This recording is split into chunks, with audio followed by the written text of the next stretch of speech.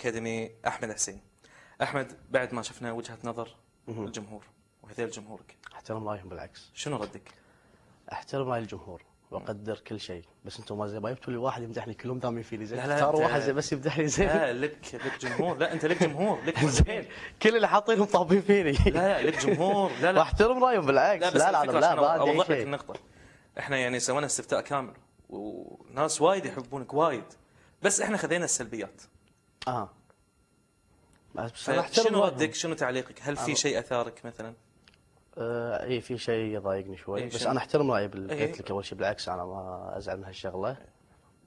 بس إن لما قالوا راح الاكاديميه وسمعت اللي يقول مثلا راح يتمسخر ورايح، اعتقد ما سويت هالشغله انا هناك.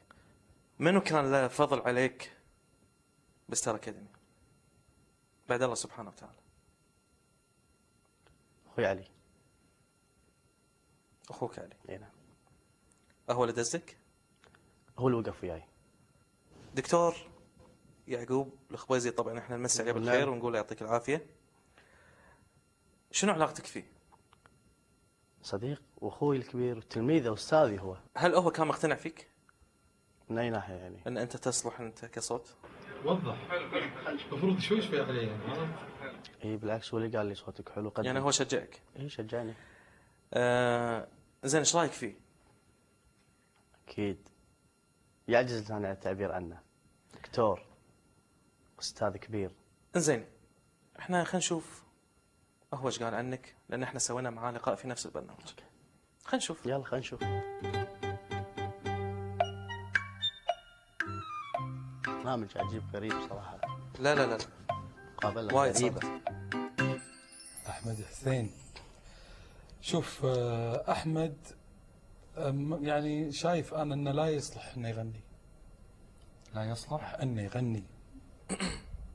وأقولها بشهادة كبيرة يعني، لأن كل فنان يعني يصيب الغرور ينزل بسرعة. هذه شغلة. الشغلة الثانية، أحمد اتجه للمسرحيات تقريبا، أو مثل حسب ما سمعت مسرحية الوادي. مسرحية الوادي. أنصح أنه يكمل التمثيل مسرح الطفل ويتجه للتمثيل. زين دكتور، أنا حاسس إن في خلاف بينك وبينه من خلال كلامك يعني. لا بالعكس.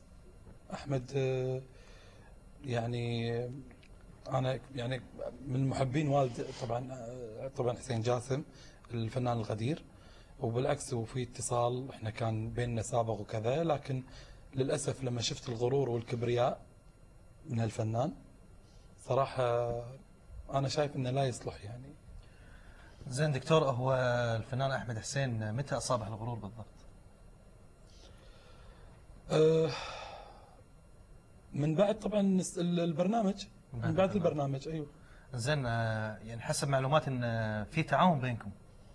في تعاون أغنية، بس طبعا انت الحين كل الناس راح تلومني انه كيف ان انت قاعد تتكلم عليه بهالطريقه وكذا وانت منزل معاه أغنية يعني.